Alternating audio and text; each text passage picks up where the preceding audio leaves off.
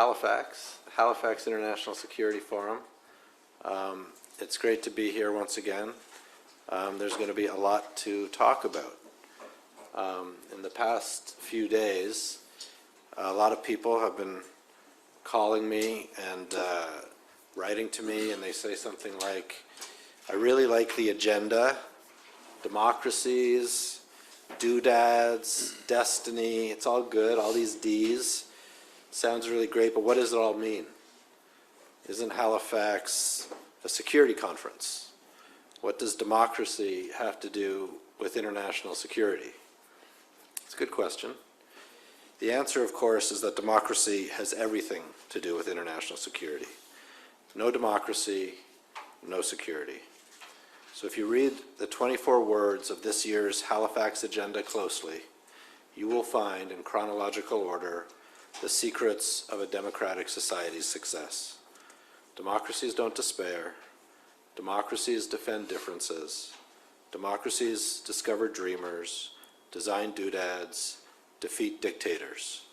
Democracies demand decency. Democracies decide destiny. This year at Halifax, the agenda is democracy.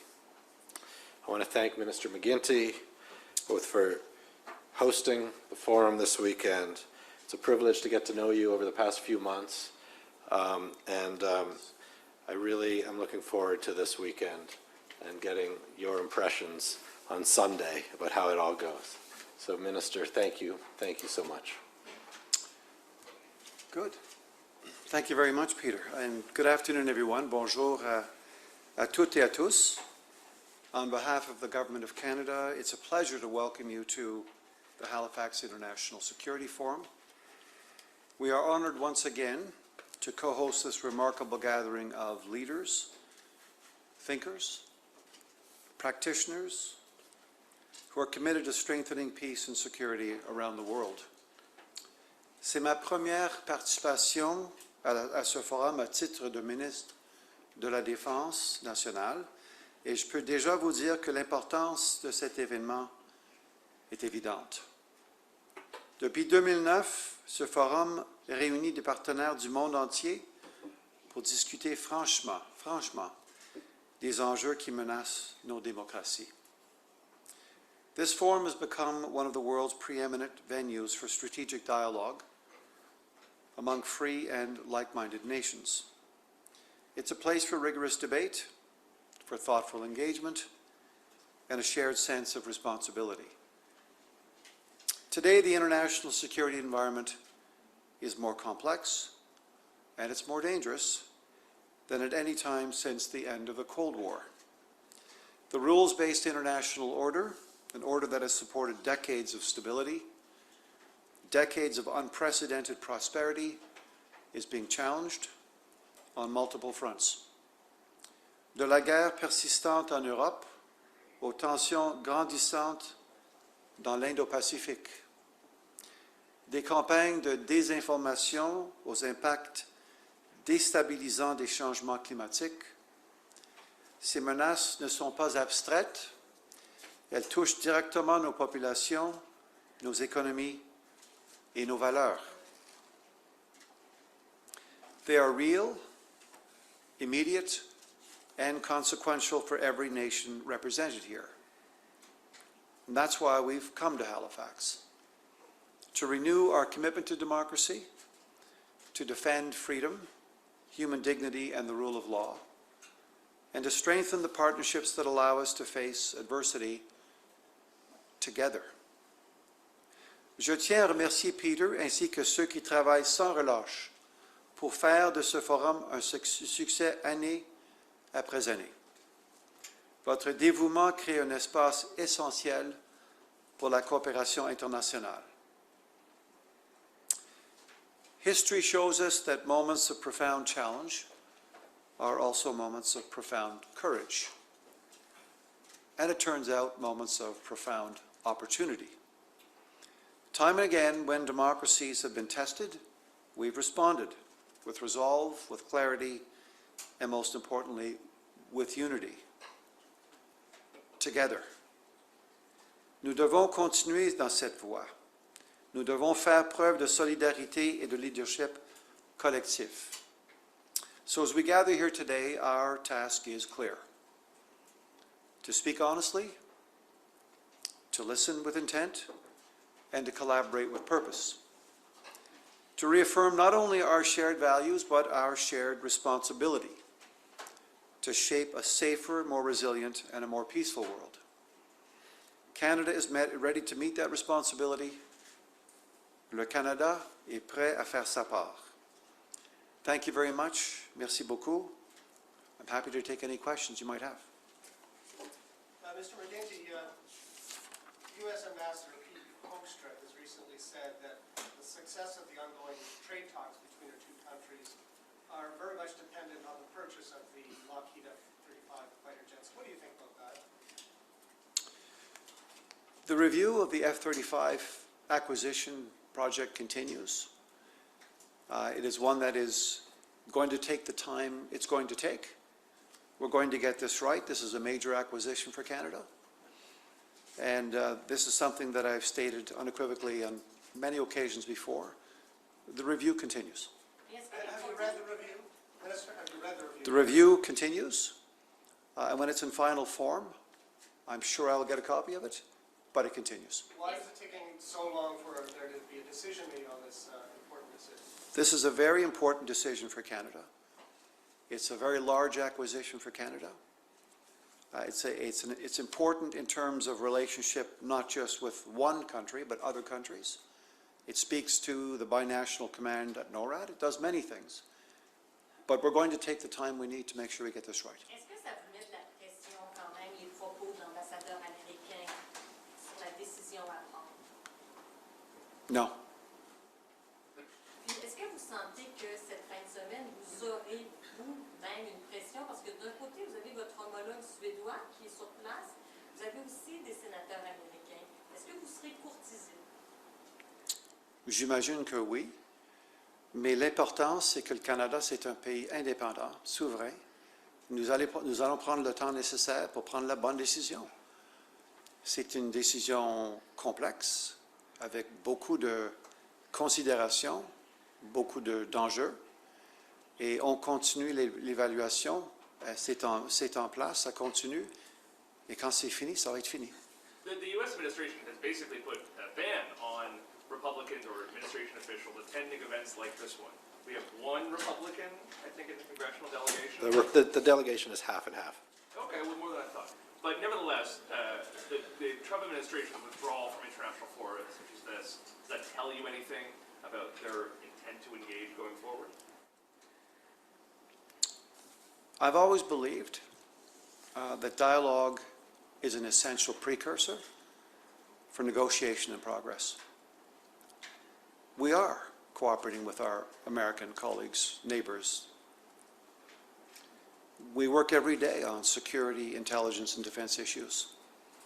And for the past 6 months, whether it's my conversations with officials at NORAD or in the Pentagon with Secretary Hegseth, we work hand in glove, not just with our American counterparts, but other Five Eye partners.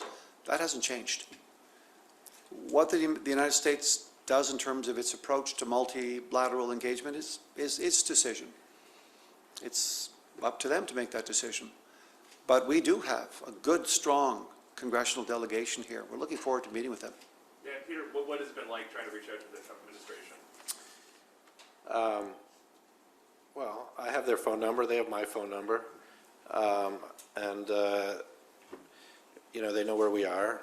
The invitations have been issued, and this is an opportunity that I'm afraid I think they've missed. Minister, can I just go back to the F-35s? It's hard to believe that you're really still studying what you need, because we've been studying the F-35 since 2010 when Peter McKay first selected it. It's probably the most studied piece of hardware we've ever had in this country.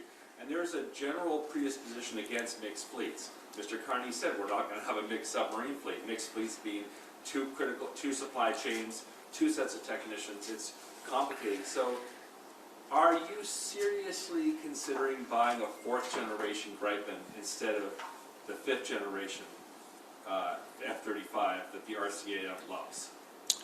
what we're seriously pursuing is a review of the F-35. And that will continue until it's completed.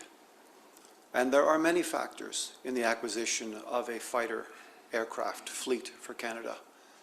Those are being factored in. They have knock-on distributive effects on infrastructure, on training, on interoperability, on NORAD, on capacity. All these factors are part of the examination. You can imagine that. This is a very large acquisition.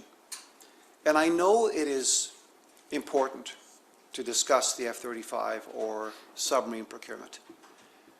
But one of the stories that's not getting out to the Canadian people is the extent to which we are procuring on other matters, other levels.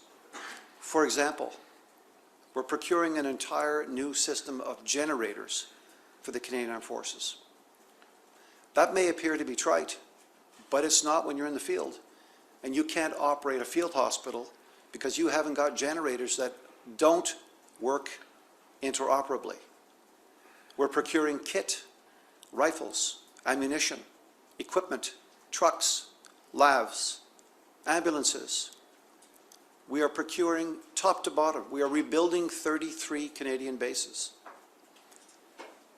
Water systems, wastewater systems, housing, travel systems, kitchens, dishwashers. We're rebuilding, we're rearming, we're improving the Canadian Armed Forces. So below this large, important acquisition called F-35 and submarine, they're important, they're big. There's so much work going on right now led by our CAF and D&D officials and PSPC and our new head of a procurement agency. We're making progress. Every day we get up as a team and we hit singles. And the Canadian Armed Forces are with us on the journey. They're helping us with this. We're making progress. We're very encouraged. I just want to follow up on a comment from your colleague, Anita Anand, who is the former defense minister. She said last week that she would like NATO to shift its focus to include the Arctic.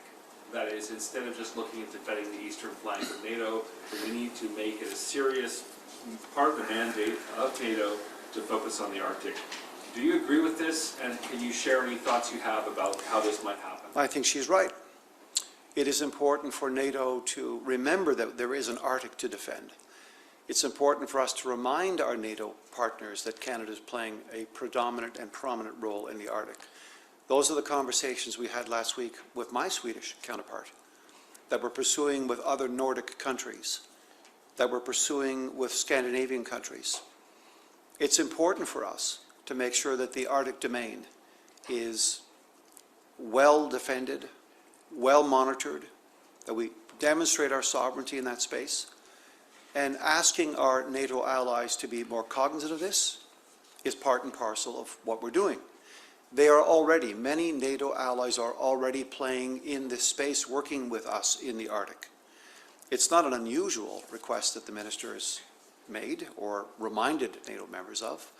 We've done the same in the past. We'll do the same again in the future. But just if I may follow up, do we need to change NATO's mandate, rewrite the mandate No. to include the Arctic? No, we don't. Do we need to see more The training North and Atlantic operations is part of the NATO space. I've made that very clear. The Prime Minister's made that clear. So this is something that we're pursuing together, and we'll have a lot more to say about our Arctic response and capacity in the months and years ahead as we reinvest, as we rebuild, as we recruit and retain, as we work with our Rangers, as we look at northern operating forward bases, as we look at NORAD and their expansion in the north, as we look at dual-use and multi-use infrastructure like landing strips, electrical systems. We're looking at electrifying Iqaluit, it turns out. We're looking at trying to get all of Yukon off diesel fuel. This is an integration of not just what we're doing on the defense side, but what we're also doing on the major project side.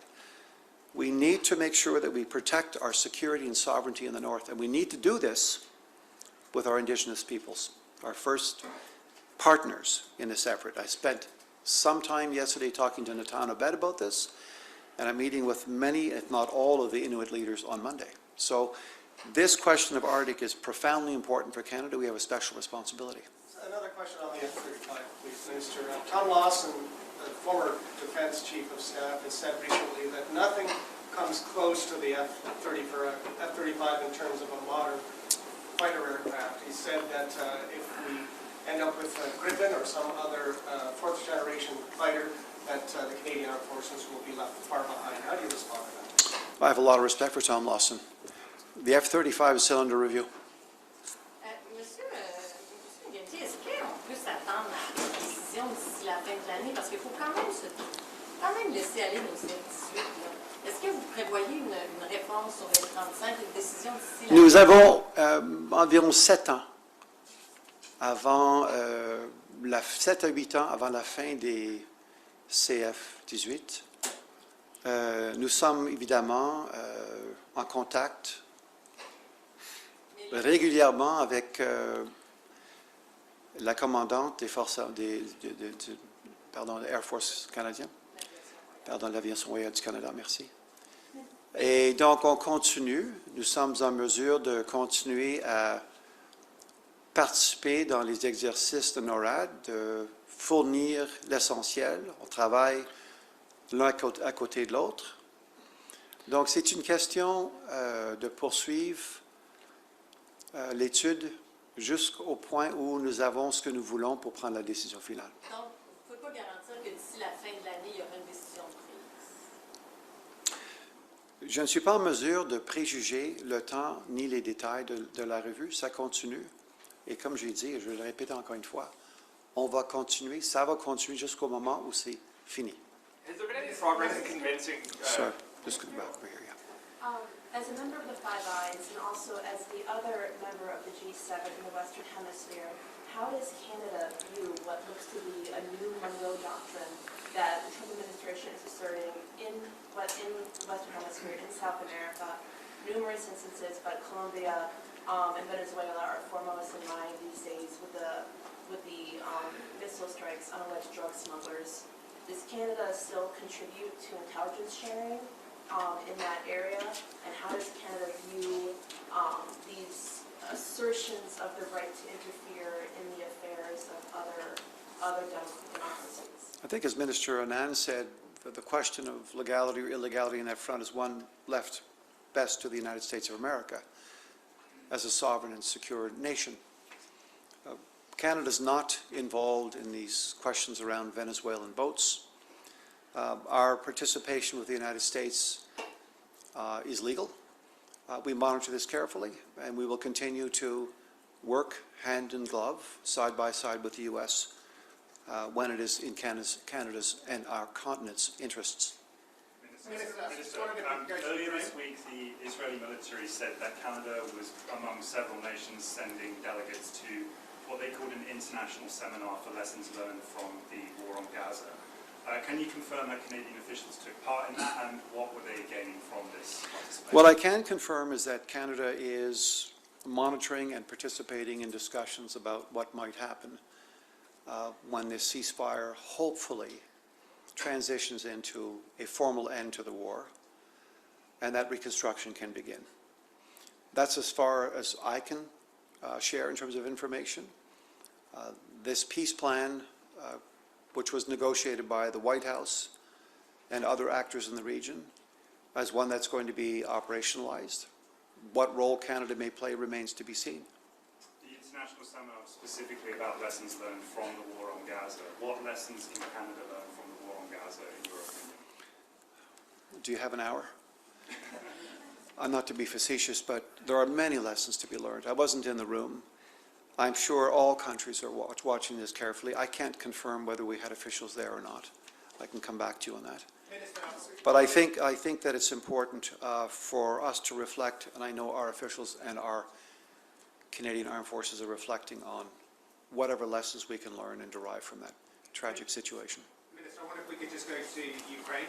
Yes, sir. Seeing the latest US peace and Commerce initiative. Again, apparently with no involvement from any other NATO allies.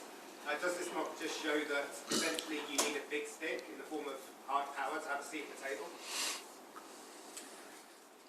I think one of the themes of this meeting is that we're stronger together. I think there are 50 nations here, Peter, this year. And 50 nations coming together and aligning to to deal with malfeasance or interference or misinformation or disinformation, whatever might be happening in those respective countries. Those 50 countries aligning themselves with democratic values in order to promote democracy is a powerful force to be reckoned with. With respect to Ukraine and the draft deal, I understand that I saw in the media only, it's important to remember that Canada stands unequivocally with Ukraine. We have since the beginning. We are the largest, I think, donor on a per capita basis in terms of support, military and otherwise, to Ukraine. We have believed from the beginning, since we've recognized the state, the independence of Ukraine, we've believed and support its territorial integrity. And thirdly, as I said earlier, we believe in dialogue. We have to talk to each other, and we're supportive of productive dialogue that might lead to a negotiated outcome that might end the war. I think the objective here is to end the war. There are 1,000 Russians a day dying, and hundreds of Ukrainians. So the question of making progress, I'm always looking for progress. Canada's always looking to support progress, as long as those two first principles are respected. Do you think Ukraine can be sustained with just European help if the US chooses to withdraw? Canada is not in Europe, and we're the highest per capita donor in Ukraine. We are working with many different partners. We have a base in Latvia, which just extended by 3 years to 2,400 people. Investments are being ramped up. Europe is preparing to defend against potential incursions or malfeasance from Russia. So as we move to, for example, 3.5% and 5% of GDP, there's a level, I think, of preparedness, of sophistication, of arming, which will be much more powerful than it has been in years gone by. I also don't believe the United States, I know the United States is not withdrawn from Ukraine, I know that they are pursuing their own policy. And as I say, if that productive dialogue is productive and it leads to a negotiated outcome that ends the war, we're supportive. The U.S. plan contemplates Ukraine surrendering additional territory beyond what Russia even holds right now. Ukraine says that doing so would basically compromise their ability to defend themselves in the future. Do you have concerns about that plan? Do you feel like the U.S. is being a good faith ally here in these negotiations? One of the things I learned a long, long time ago as a former negotiator is don't comment on negotiations you're not a part of. I'm not privy to the negotiations. I don't know what's being said at the table. I don't know what is happening on that front. We're not parties to that negotiation. But we remain hopeful, eternally hopeful, that we can bring this to an end. First a ceasefire, and then an end to the war. Mr. McGuinty, can I follow up on my colleagues' comments and questions in French? How many CF-18s are operational right now? I forget the number. It's either 48 or 78. 48 or 78 Forgive me. can fly. Forgive me. No, they're operational. I'll get you the number, the final number. Minister, in addition to the Americans being absent from events like this, they're also... In the addition to what, sorry? In addition to the Americans being absent from events like this, they're also withdrawing from military exercises, joint military exercises with NATO. Can you comment on that? I know that Canada is participating in exercises around the world, as we did, for example, recently in the Indo-Pacific with Australia. I know that I was in the Philippines 3 weeks ago signing a new security and defense agreement with the Philippines, which will bring us to participate more fulsomely with the Philippines Armed Forces. I know we were in Korea also strengthening our defense agreement. I know we signed a wider agreement with Sweden this week between both of our prime ministers, much of which speaks to defense, intelligence and security, and we'll be backfilling those requirements with activities, including participating in events both here and there. The Swedes are up participating in Operation Nanook in the Arctic. And so what the American military is doing is it's a sovereign state making decisions. We will, and we do work with our American counterparts in many places in the world. So I can't comment on the military operations of the U.S. Central Command.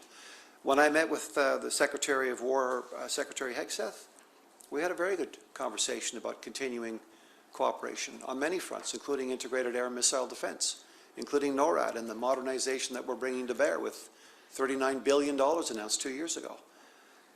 You know, he was very interested in hearing how we were going to proceed with the $82 billion we announced in the budget last week, which I think passed this week.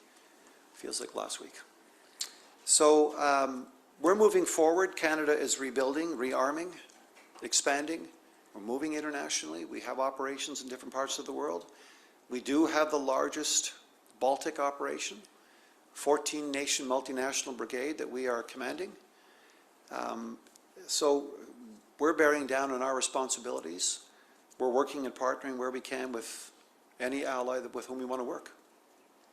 Juste pour revenir sur votre annonce de ce matin là, que vous avez fait à Dartmouth, quand est-ce qu'on va pouvoir commencer à voir justement des projets technologiques au travers de cette investissement? Ben, ces projets sont déjà en place, continus. Nous allons créer un espace sécuritaire où nous pouvons coopérer entre le secteur privé et le secteur public, où nous pouvons amener nos scientifiques du Canada, par exemple, de notre Communication Security Establishment, avec des partenaires du secteur privé.